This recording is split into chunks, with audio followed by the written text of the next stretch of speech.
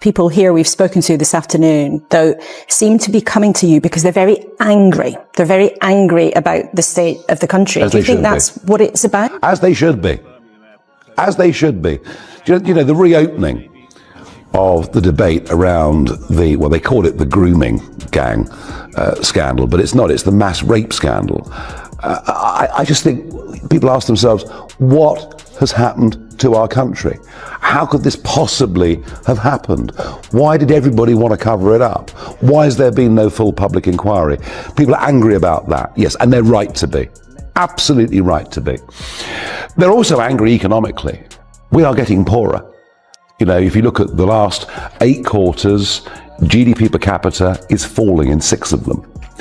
And it coincides with a period of record net legal migration. Mass immigration not only makes it tough for young people to get a house, not only makes it very difficult to see a GP, not only makes our roads and infrastructure struggle to cope, it's making us poorer. And I think the anger isn't directed at the Labour or Conservative parties. I think people increasingly regard them as a uni party. So you're right, they're coming to us because they're angry, but they're not coming to us to stick 2 fingers up to the establishment. They're coming to us because they think we've got the courage to do what's necessary to turn this around. But what do you plan to do with that? I mean, what's your dream scenario for 2025? 2025, it's to build the structure of the party. You know, and since really August of last year, we've tried with nothing to build branch structure, to put in place a very rigorous, and I mean extremely rigorous, vetting procedure for candidates at all levels, because that was the big failing. Whenever Nigel Farage steps into a studio for an interview, there's a charged atmosphere in the air, the sense that something disruptive is about to unfold, the kind of moment that unsettles the political class and forces uncomfortable conversations. So when Laura Kuenssberg revealed he would be her guest, viewers expected sparks. They got them. The Reform UK leader delivered a performance that cut through the usual noise and reminded people why he remains such a dominant presence in British politics. If you're finding this breakdown compelling, make sure to like the video. Reynolds, and with him his opposite number, Andrew Griffith from the Conservatives. It's been a momentous 24 hours, hasn't it? It has been a significant. And Andrew, how do you see this? Yeah, look, it's been a really big week, and a lot of people will be very uncertain, still wanting to know what the future looks like. Okay, well, plenty for us to talk about with you two later in the programme. Nigel Farage is here too, the leader of Reform UK, who's arguing for the state to take full control now. His pal Donald Trump has told Russia to get moving on a ceasefire with Ukraine, but Russia tells us it won't be rushed. We do not want a ceasefire for just to make a spectacular gesture, to show it publicly or for the media. We need full-scale settlement, once and forever.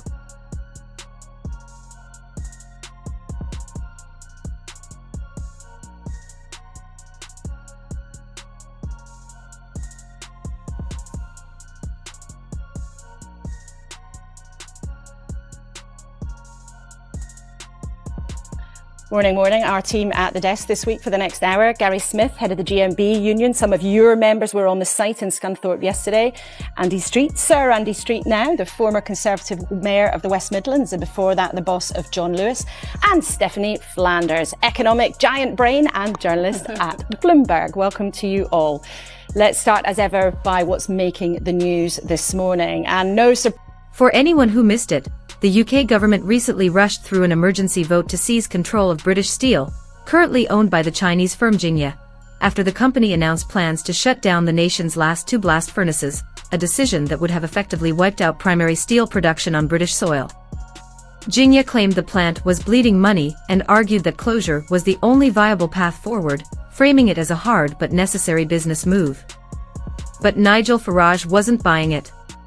He forcefully challenged the narrative, accusing the Chinese-owned group of overstating, or even manipulating, the scale of its financial losses to justify a broader strategic objective, and he made it clear that, in his view, the stakes were far bigger than a simple balance sheet dispute. I am pleased that the government have acted. I do wonder if Tyson and I had not been there on Tuesday, whether they would have done, but they have. Lying about everything. Lying about everything. Laura Kuenssberg challenged Nigel Farage directly, asking what evidence he had to support such a serious claim. Farage didn't hesitate. "Call it instinct if you want," he replied, "but ask yourself why trade unions moved so quickly to block China yesterday morning. They were worried about deliberate disruption." Kuenssberg attempted to pin him down, implying he was leaning on speculation rather than solid proof, and warning that such assertions could fuel harmful assumptions. Farage stood his ground. "This isn't simply a private firm," he shot back. "With respect, there's no such thing as a fully independent private company in China. That's not how the system operates." That if you're loyal to him, he's loyal to you. And that's what friendships are based on. And is his friend Elon Musk now your friend, and is he going to give you millions of pounds? Well, that's a real question, isn't it? Now, forget about the $100 million being talked about in the newspapers. Is he going to give you money? That is for the birds. Is he going to give you money? He may well do. He may well do. But it's got to be legal. He's got to be comfortable with it. He may well give us money. Whether he does or not, I'll tell you what he gives us. With huge numbers of young people, he makes us look cool. Is the reason you hope he's going to give you money, is that why you don't want to criticise him? I think I've made it perfectly clear that I don't agree with everything he stands for. But I do believe in free speech. I think he's a hero. And I said that well before any potential money. When Laura Kuenssberg pressed him again for concrete proof, Nigel Farage doubled down without flinching. "I am completely convinced they bought British steel to close it," he declared, making it clear he wasn't retreating from his position. Kuenssberg shifted the focus, challenging him on the cost of potential nationalization. If the price tag climbed from 1 billion to 2, 3, even 4 billion, would there be a point where it simply became too much? Farage refused to concede the premise. He argued there was no reason Britain couldn't stand on its own, no reason it couldn't manufacture its own steel, produce aluminium, or handle its own refining, insisting the capability was there if the political will existed. Kuenssberg cut in, pointing out that he still hadn't addressed the financial risk. Once the cameras stopped rolling, the reaction was swift. Social media lit up with criticism, with many viewers expressing frustration at how the exchange was handled and questioning the tone and direction of the interview. Good evening. This is a very sad story. It's the story of British steel manufacturing. We go back half a century to the early 1970s. We were producing about 30 million tons a year of primary steel. You know, the stuff we use in tanks and warships, construction, and very much else. Since then, the industry in terms of jobs has declined by over 90%. And we're now, in terms of primary steel, just got 2 blast furnaces left up in Scunthorpe, the ones in South Wales, of course, going through the process of closing down pretty much as we speak. And we're now producing 2-3 million tons of steel every year. Is this because we don't use steel anymore? No, we're using as much, if not more steel than we ever did. We're just not making it here. And the primary cause of our problem are insane energy prices because of net zero policies adopted by the last few governments. Our industrial electricity is the most expensive of any country in the world, and that puts us at a massive handicap. The other big problem has been China. China flooded the market with steel just a few years ago, massively overproducing, selling much of it at a loss, but in doing so, actually shutting out many other of the Western manufacturers. And I used to work in that industry and I know a fair bit about it. Well, a couple of years ago, we sold what was left of British steel to a Chinese company, and lo and behold, they are now demanding a vast amount of money to build electric arc furnaces. Well, that's all well and good, but what an electric arc does is it takes secondary steel and it recycles it. And yes, it produces steel, but the problem is it can't be used for the kind of military hardware that I talked about earlier. The other problem with electric arc furnaces is they use not coal, but vast amounts of electricity. And I've explained that problem already. So I wonder, can the steel industry, or can actually any heavy manufacturing now survive in our country? Give me your thoughts, Farage at GB News. When Nigel Farage takes the floor, he doesn't just add to the noise, he disrupts the entire conversation, and his latest clash with Laura Kuenssberg was no exception. Viewers flooded social media afterward, criticizing what they saw as overly theatrical questioning, and arguing that the bigger issue, safeguarding Britain's steel industry, got lost in the back and forth. Some described the exchange as unfocused and frustrating, urging a return to tougher but clearer political interviews of the past. The reaction also reignited long-running accusations of BBC bias against Farage and Reform UK, especially after his previous boycott of the broadcaster over what he called unfair treatment during a question time appearance that centered on immigration, the NHS, and controversial comments from party figures. Farage has repeatedly accused the BBC of taking sides, and has pledged to campaign against the licence fee. While several Reform UK candidates were removed over offensive remarks, the party rejected claims of extremism and maintained its platform of stricter immigration controls, including firm limits on both illegal and legal migration. Critics, including the National Education Union, have denounced the party as divisive and pledged to oppose its candidates, while political opponents have mocked Farage with sharp comparisons to American populism.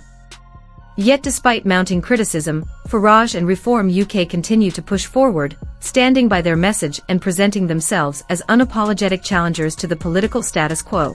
Country passed a motion branding Reform UK far-right racists, and they further voted to pledge union funds to fight Nigel Farage's party in elections.